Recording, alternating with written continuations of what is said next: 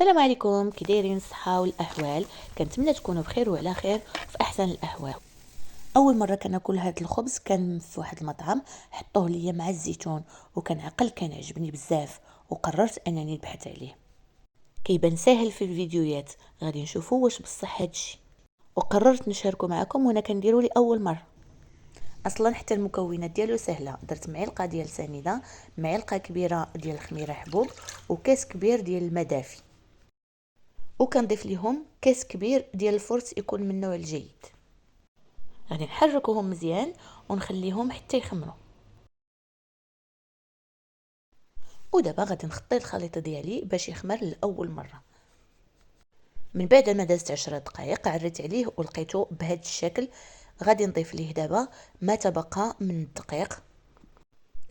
غادي نبقى نضيف الدقيق حتى نوصل لواحد القوام اللي غادي يبان لكم في الاخر. بالنسبه لهاد المقادير، هو المقادير الاصليه ديال هاد الخبز. الا بغيتيه يكون طري اكثر غادي تزيدي واحد ربع كاس ديال الزيت. وحتى بالنسبه للملحه يلا زدتها مع الدقيق، ما بغيتش نزيدها في الاول حيت الملحه كتبطئ عمليه التخمير. ودابا غادي نكرر السباتيول ديالي وجناب ديال البول من العجينه وغادي نغطيها باش ترتاح 15 دقيقه.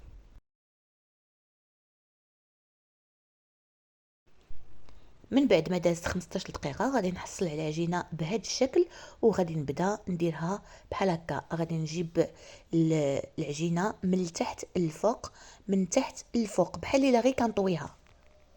هو من الاحسن يكون البول على شكل مربع باش كنطويها على شكل مسمنه، كنهزها من التحت ونطويها بالاشكال بربعه او بالجهات بربعه. كنكرر هاد العمليه 4 المرات ولا 5، وكل مره بين مره ومره اعتذر بين مره ومره كنخلي تقريبا 15 دقيقه حتى 20 دقيقه. ومره على مره كنلاحظ بان العجينه كتشد على او كتجبد على المره اللي فاتت. وكل ما كررت العمليه اكثر كل ما كانت النتيجه احسن. كاين اللي كيوصل تكرار العمليه حتى ل6 المرات، انا بالنسبه لي درت فقط 4. وفي المرحله الاخيره كنخليوها تخمر على خاطرها حتى كنحصلوا على هاد النتيجه. كنرش سطح العمل ديالي مزيان بالدقيق، وما ديريش الغلط ديالي وتحركي بهذه الطريقه بصبعك، حيت الا حركتي بهذه الطريقه بصبعك كيمشي الدقيق من بلاصتو وتما فين كتلصق لك العجينه. غادي نحاول نطويها لاخر مره غير باش نكون منها مستطيل.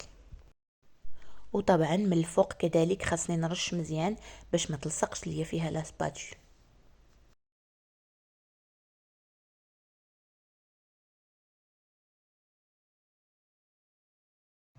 وغادي ناخذ واحد القطاعه وغادي نقطع بها هاد العجينه ديالي على شكل مستطيلات، وهذا هو الشكل الاصلي ديال هاد الخبز. هذا غادي نديروه في صينيه كتدخل الفرن، ومن الاحسن يكون مفرش بورق الطهي.